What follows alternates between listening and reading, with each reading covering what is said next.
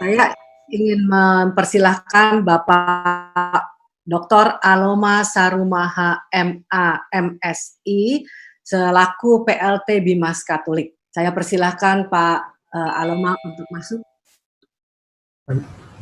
Terima kasih. Suara saya kedengaran? Terdengar, Pak. Terima kasih.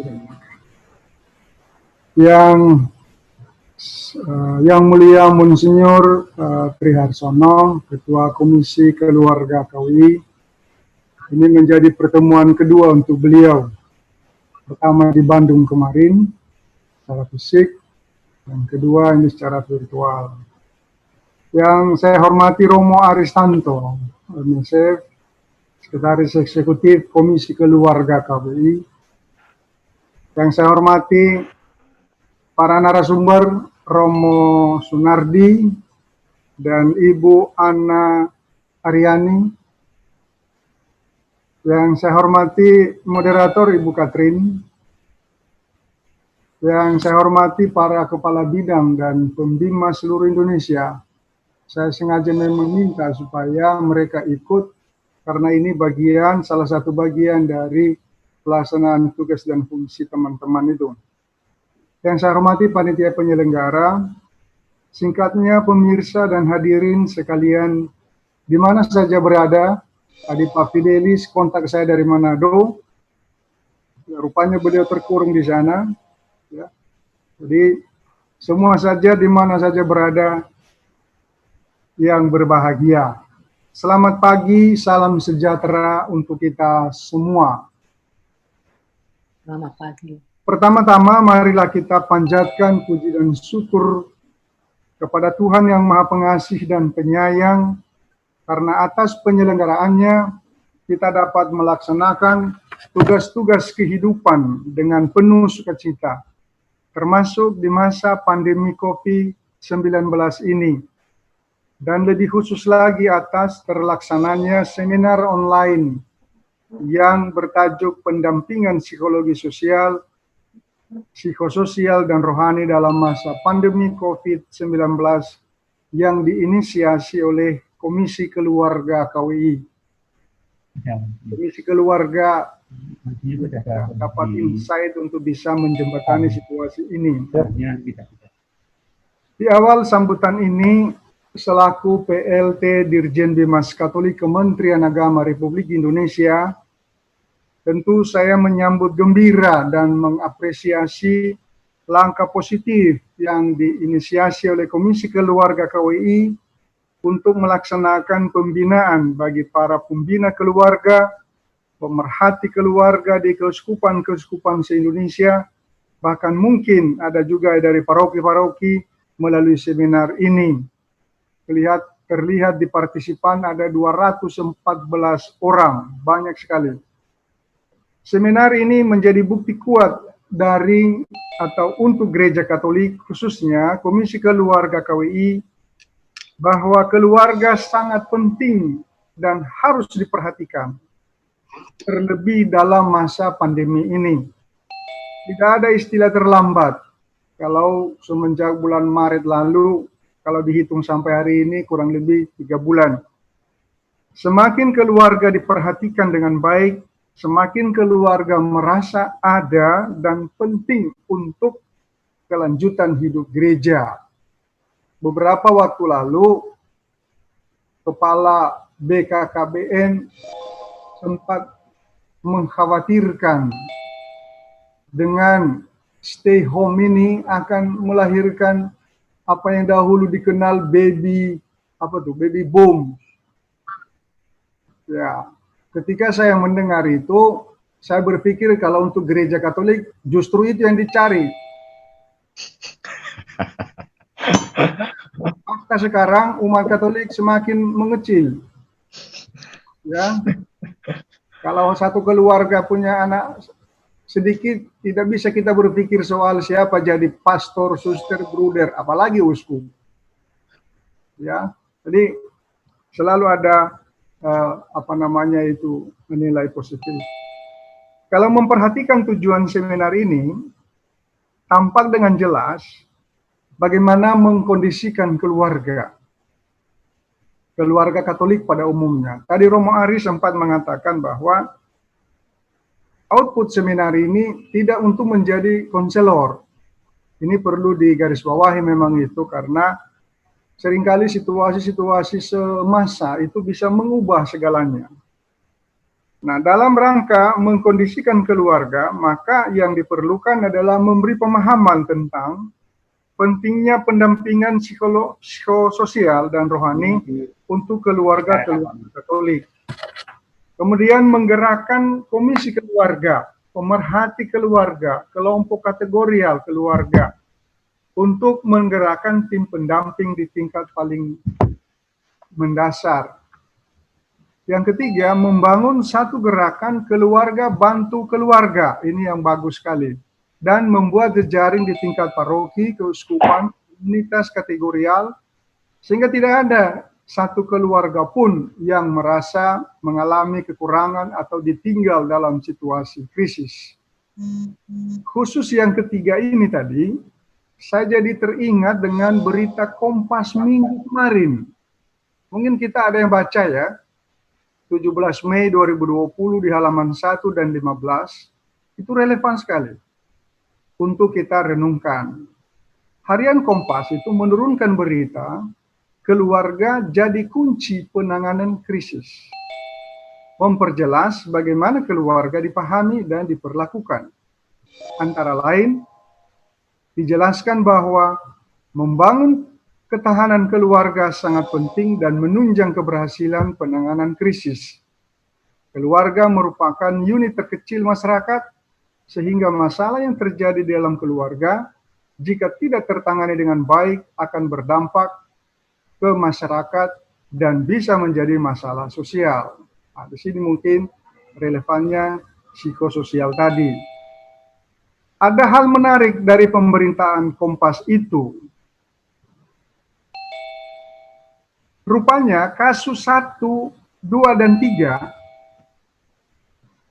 kalau ditilik dari namanya, kelihatannya itu keluarga Katolik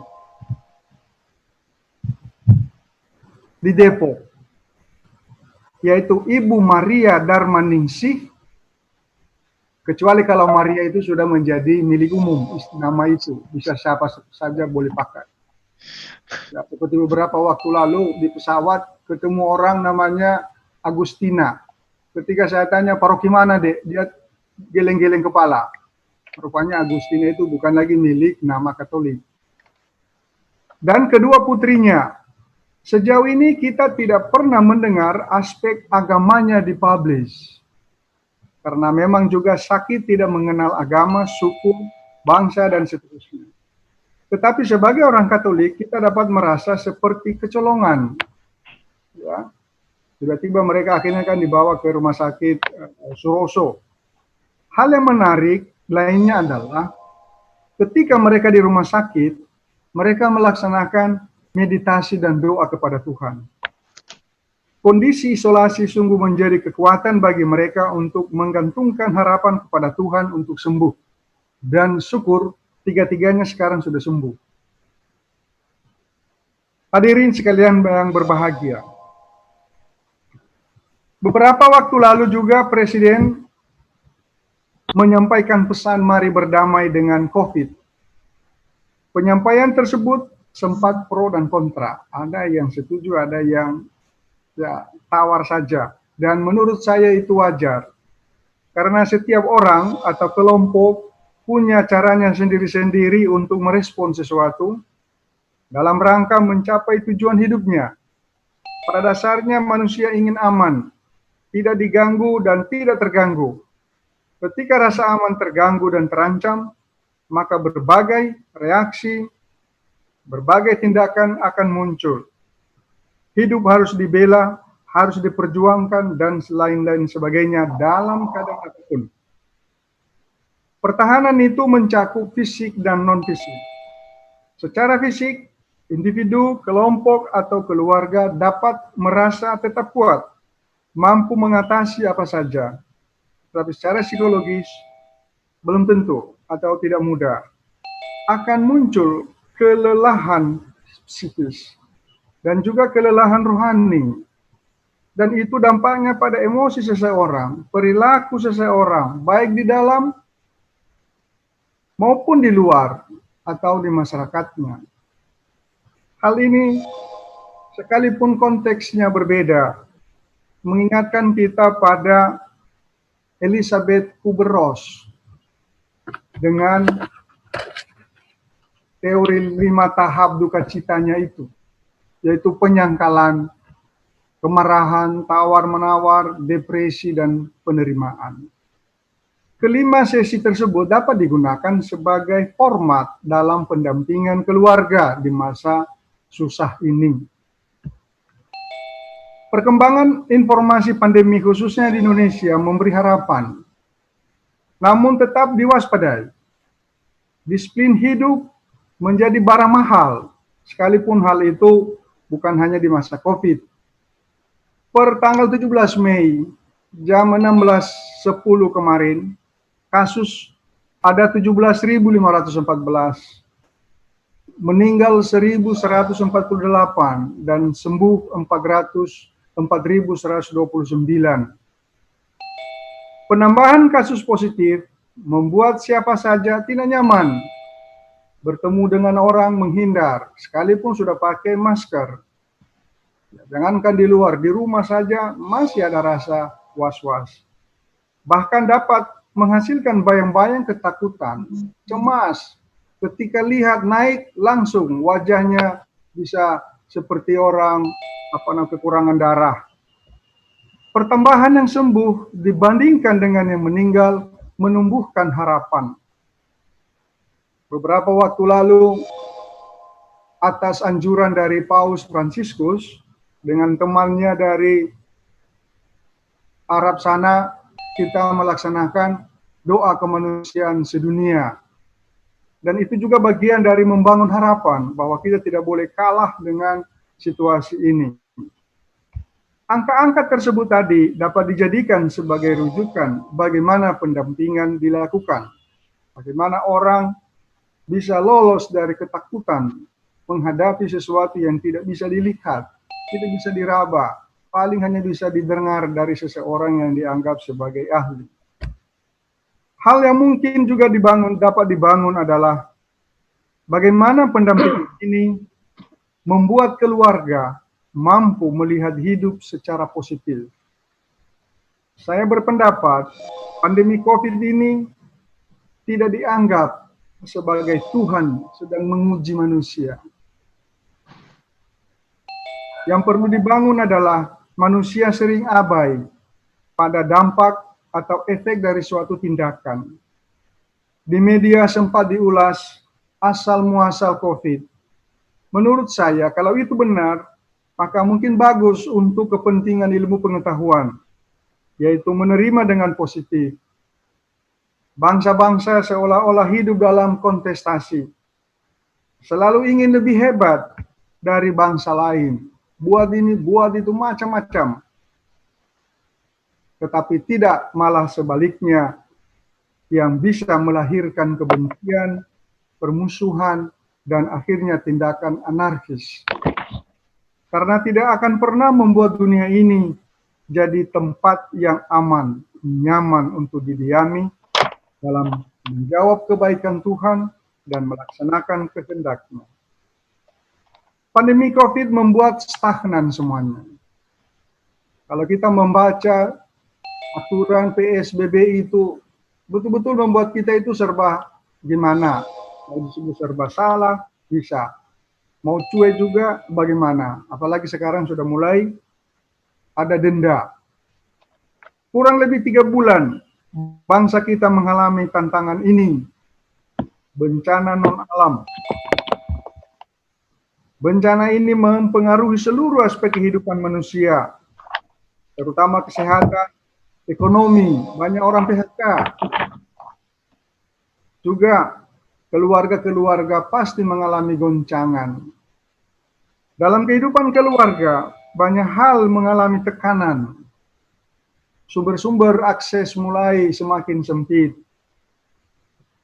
Beberapa waktu lalu, dalam kaitan dengan bantu-membantu ini, Saya kaget ketika didatangi oleh RT, memberi surat keterangan bahwa saya mendapat bantuan sosial dari Presiden.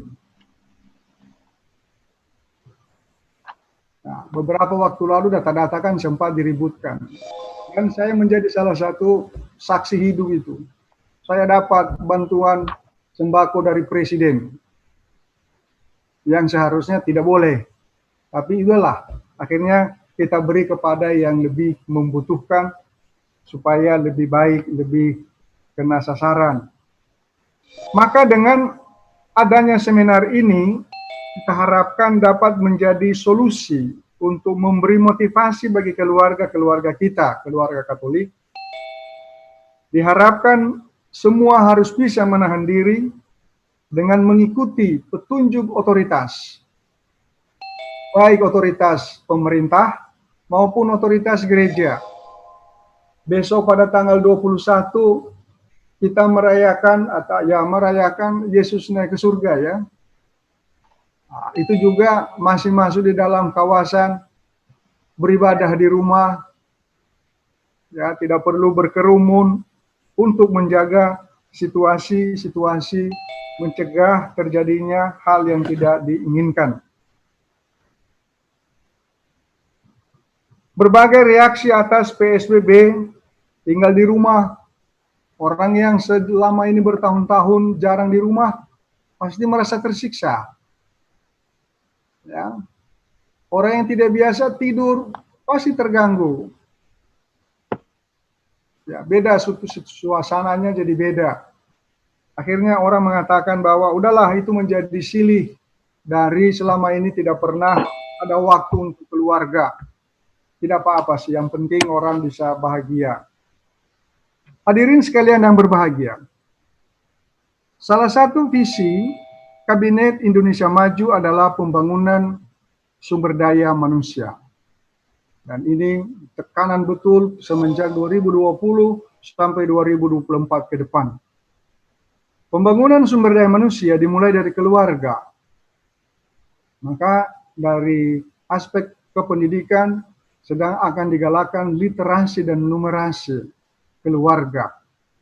Kualitas keluarga menentukan arah pembangunan ke depan. Katolik juga termasuk di dalamnya ikut menentukan. Kemarin kebetulan saya mau sebut, kemarin waktu membuka seleksi jabatan pimpinan tinggi Pratama dan Madya itu sangat menggembirakan. Jumlah calon eselon 2 ada 6 orang. Dari yang akan dipilih 1. Jumlah calon dirjen 22 orang. Ini seumur-umur semenjak kementerian ini berdiri pada 3 Januari 46. 22 orang. Saya menduga bahwa ke-22 orang itu adalah aset bangsa, aset gereja untuk meningkatkan kualitas pembangunan nasional ketika nanti misalnya mengabdikan diri di pemerintahan melalui Kementerian Agama, khususnya Direktorat Jenderal. Besok tanggal 20 mereka akan ujian makalah. Kita berdoa supaya mereka bisa melaksanakan, mengikuti ujian dengan baik. Tugas kita semua sebagai pembina keluarga di Uskupan ataupun di paroki, memberi pencerahan kepada keluarga agar menjaga ketahanan keluarga sebagai lembaga terkecil meskipun menghadapi situasi sulit. COVID ini di satu sisi telah membawa bencana, namun di sisi lain menguatkan keluarga sebagai gereja rumah tangga. Peran ayah dan ibu dalam rumah sangat penting. Bagi anak-anak, mengajarkan mereka untuk membiasakan pola hidup sehat, mencuci tangan, beribadat bersama. Ya, di kota ini beribadat bersama ini barang mahal.